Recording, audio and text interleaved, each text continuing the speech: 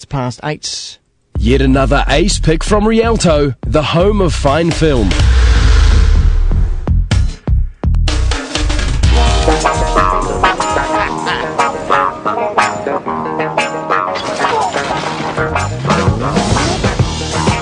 I'm not asking for sympathy. Scratch that. What's your name? Nathaniel Anthony Ayers Jr. You only got 2 strings. I've had a few setbacks. Me too. Hi, this is Steve Lopez from the LA Times. I'm calling to see if Nathaniel Ayers attended your school. He was the most gifted kid I've ever met. I'm going to write a column about Well, I tell you what, I'm getting a good feeling. I'm getting a good feeling about this one. The Rialto pick of the week this week is the Soloist, John Henderson, with his thoughts on the Soloist this morning. Good morning, John.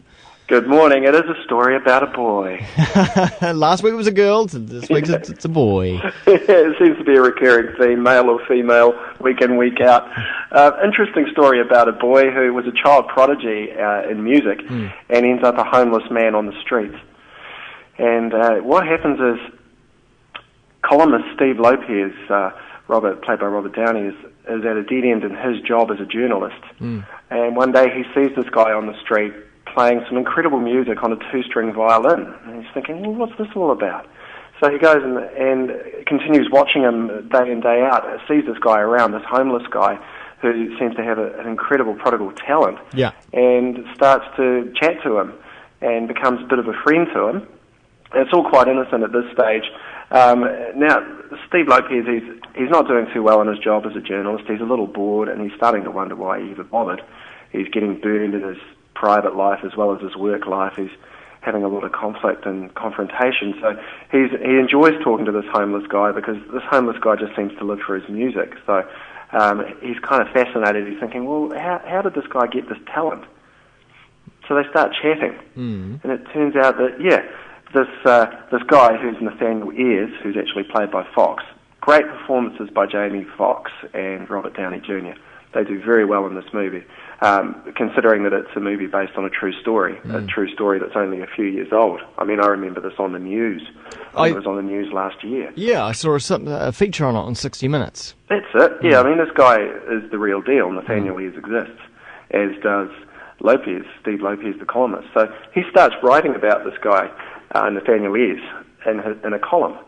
And he's just quite fascinated by where Nathaniel got his talent from, and he starts doing a bit of digs a bit further, finds out that, this guy was a rising star. He was an absolutely brilliant musician, but he went off the rails. How did he go off the rails again?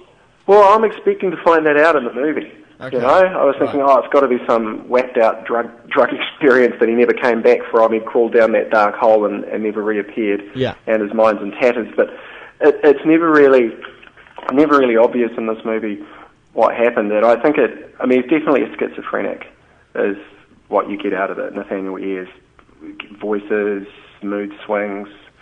He actually thinks that Steve Lopez is his god once they become friends. You know, he refers to him, "You are my god."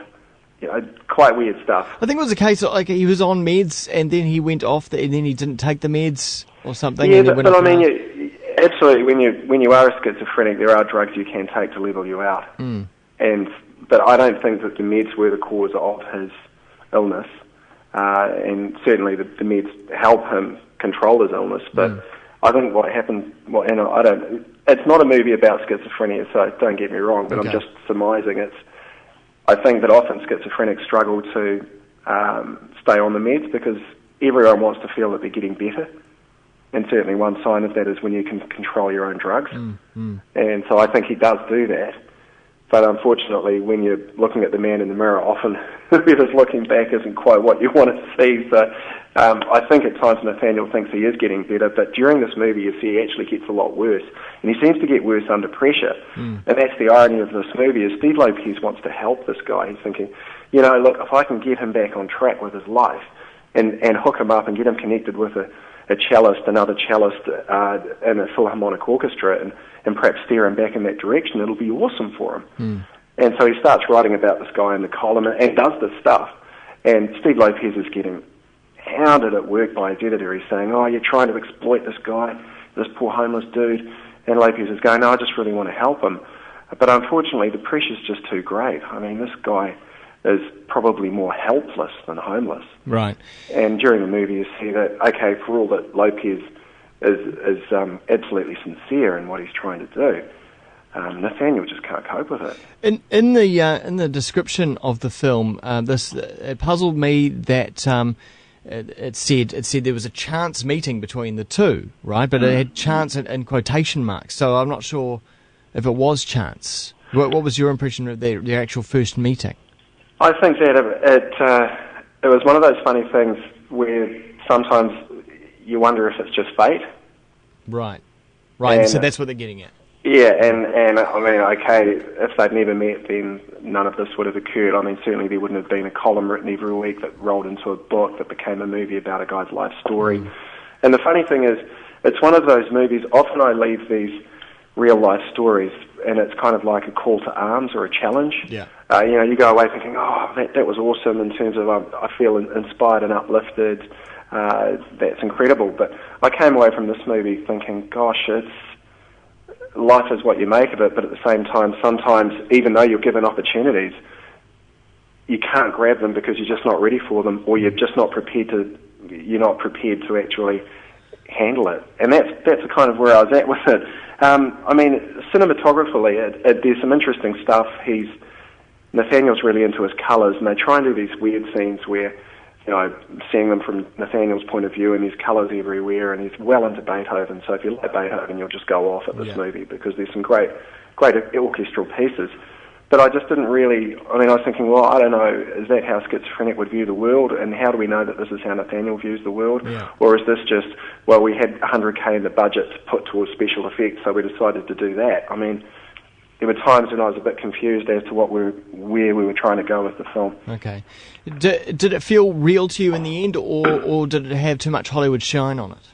There's a couple of sort of slow-mo film sequences. There's a classic scene at the end where a whole bunch of homeless people are dancing in slow motion, and I was thinking, oh, yeah. Because they do that, right? Exactly. Whenever I'm walking through Victoria Park at lunchtime, I see the homeless people dancing slowly. No, I see them arguing amongst themselves about who's getting the next bourbon and cola, and scaring everyone. Yeah. Exactly. All right. Well, so it sounds like you like it, though. Yeah. I do like it. It's a 1 hour 56 flick, so there's bang for your bucks there for under 2 hours. Yeah. And it is a very safe movie to go and see. In terms of is it a call to arms, or did I feel uplifted when I left? No, I just left feeling sort of vaguely confused. Oh. But at the same time, I thought it's quite neat that a film can be made about someone who has slipped through the cracks, which he has. Yeah. Because he's just absolutely brilliant at his music, Nathaniel is, and he is just so absolutely hopeless. So probably more hopeless than homeless. What would you give it out of 5 then? I'd roll it in at a 3. Rolling in at a 3. Absolutely. There we go. John Henderson, Rialto pick of the week. It was The Soloist. Thanks, Wammo. Thank you. Cheers. I'm the closest thing to family he has. We take care of each other. And we look after each other. I'm his friend.